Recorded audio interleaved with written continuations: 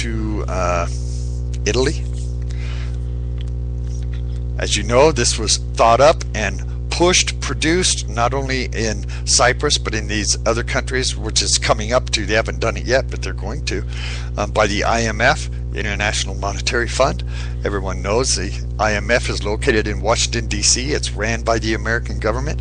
The American government's in control of it. This is an American idea. It's pushed. This beta test has worked. They're moving it into other countries, and you and I are next. And don't think that we're not, because they're going to use the same ideas, the same philosophy, and say that there's just not enough money. You people are going to have to do this in order to save your country. Once again, we see what I've been saying all along, where these people are going to create a complete disaster and then step in as the savior. This may also explain why the Obama administration and our government cannot and will not stop spending. In fact, the more broke, the more in debt we get, the more they want to spend. Not just in the way of bailouts either, because I've got some examples of complete, total, 100% waste of our money. Literally putting it down the toilet and flushing it. We're going to start this conversation as soon as I come back right after this short commercial break. Whatever you do, don't go away.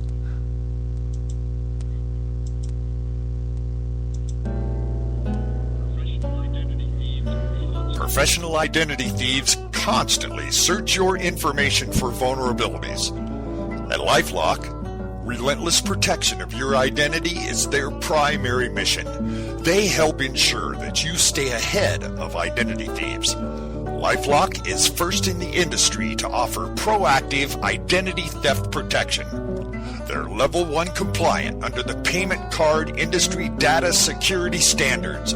They have direct access to fraud resolution teams within their extensive network of lenders and service providers.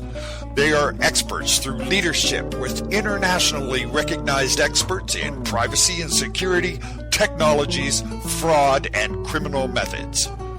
They also partnership with FBI law enforcement and the National Organization for Victims Assistance. Sign up today at wdeanshook.com and receive a 30-day free trial and 10% off your final purchase. The W. Dean Shook program has partnered with LifeLock to make sure your identity remains safe and secure, guaranteed. Get your 30-day free trial of LifeLock's industry-leading protection at wdeanshook.com. That's wdeanshook.com.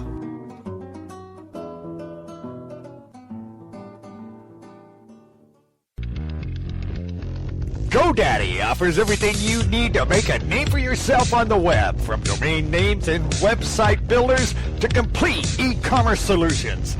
We've earned our place as the world's #1 accredited domain registrar by delivering world-class products at competitive prices and support them with industry-best services delivered 24/7, 365. We're proud to serve our customers from locations around the world. Sign up now at wdeanshook.com and get your domain name as low as $5.99 a year. Sign up now at wdeanshook.com. Go, Daddy. Go, Daddy.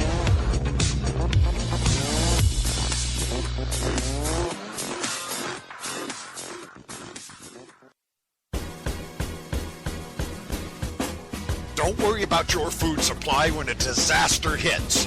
At Buy Emergency Food, their focus is to provide families and individuals with the highest quality food storage available, along with the most effective survival gear online. Hi, I'm W. Dean Shook, and our friends at Buy Emergency Food is so confident that their prices can't be beat. They'll match any competitor's online prices of any product they offer. They've searched far and wide to find the most superior quality products available. Buy Emergency Food is 100% committed to providing these high-quality items at the best prices online. Sign up today at wdeanshook.com for their gourmet taste, easy storage, 25-year shelf life, nutritional information, water filtration, and a portable solar power. Come see why Buy Emergency Food is simply the best brands for providing the basic needs when disaster strikes. And they have free shipping on every order. Nothing's easier than their free shipping policy. That's right, 100% free shipping. Your emergency food is usually shipped within 3 business days. It's fast, effective, and free. Does it get any better than that? The food you need when disaster hits. Sign up today at wdeanshook.com. That's wdeanshook.com. All right, let's take a look at this plan. That they have definitely got this plan in order. You know, don't be surprised when the global elite, when these banksters try to confiscate money from your bank account one day. They're already very clearly telling you they're going to do that.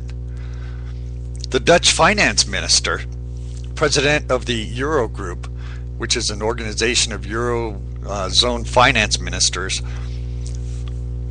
is the one that actually put this deal into place. He's said publicly what just happened in Cyprus will serve as a blueprint for future bank bailouts. What this means is when the chips are down, they're going to come after your money. So why should anybody put a big amount of money in the bank at this point? Maybe you can make 1 or 2% of your money if you shop around for a really good deal, but there's also a chance 40% or more of your money will be confiscated if that bank fails. Now, because they've already tried it, it's already worked. Now, considering the fact that there's a larger number of banks all over the United States and Europe that are teetering on the verge of insolvency, why should anyone take that kind of risk? What these elite people have done is that they've messed around with the fundamental trust of the people and of the banking system. In order for any financial system to work, you have to have faith in this system. So how did Cyprus get in this big mess? Let's look at what got them into this mess and see if there's any comparison to us here in the US or for you folks in the UK.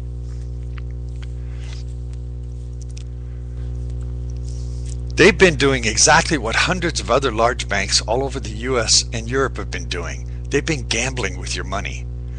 You know, in particular, the big banks in Cyprus made huge debts on Greek sovereignty debt, which ended up failing. So what happened in Cyprus is just the tip of the iceberg. All over the planet, major financial institutions are being reckless with the people's money.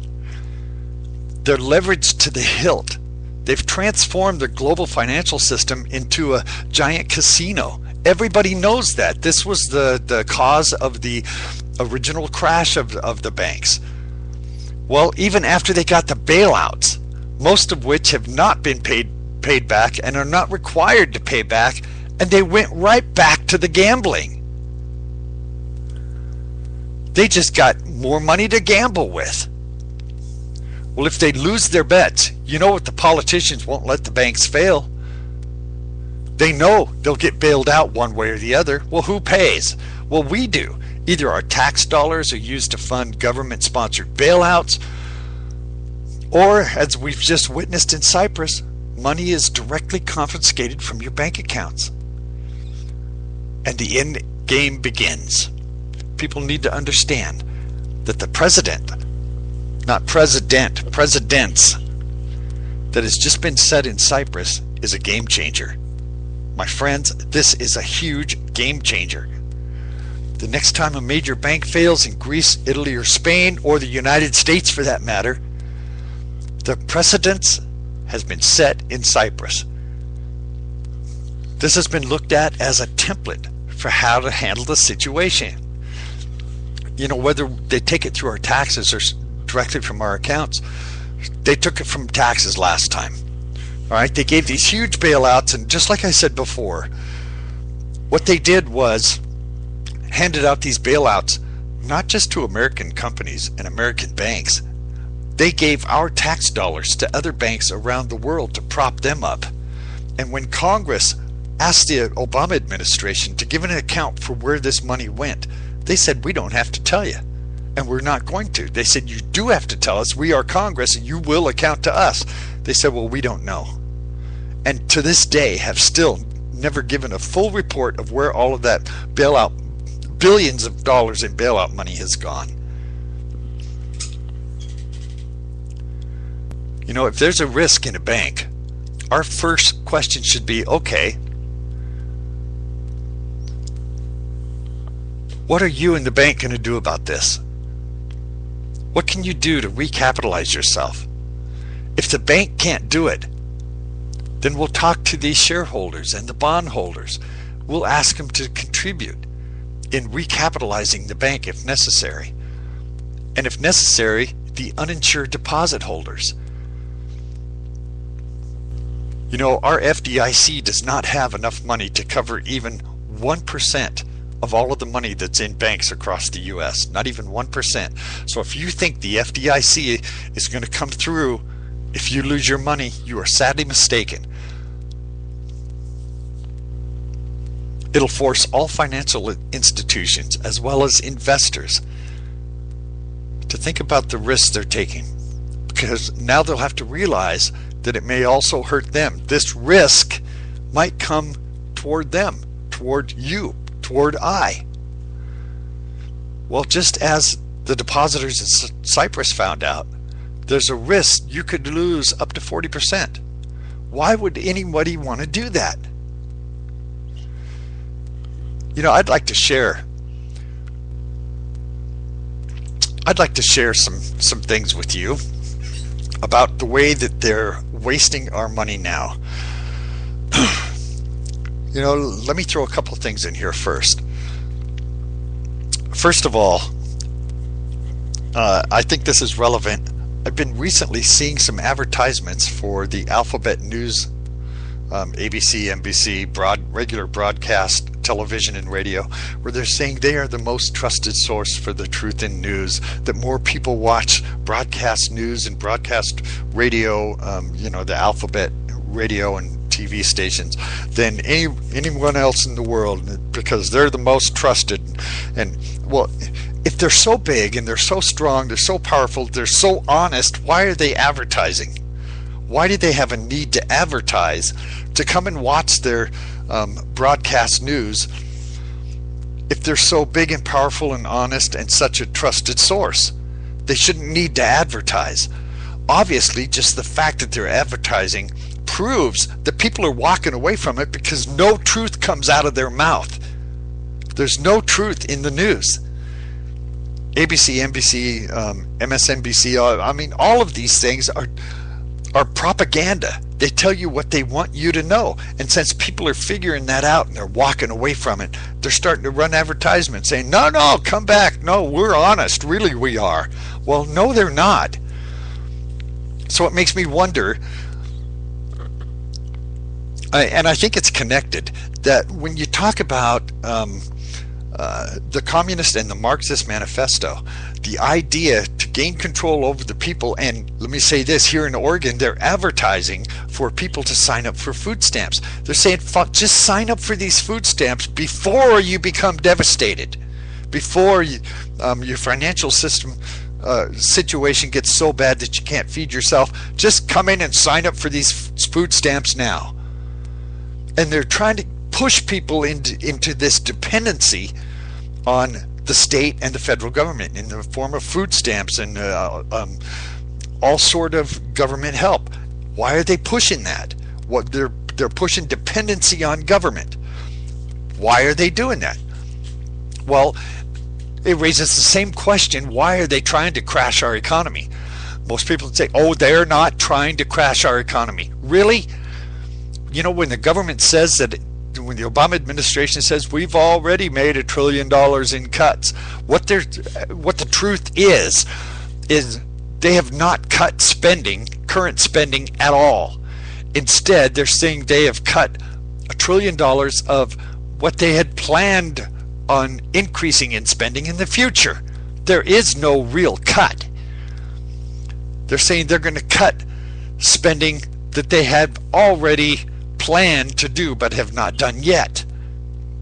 It's a deception. It's a lie.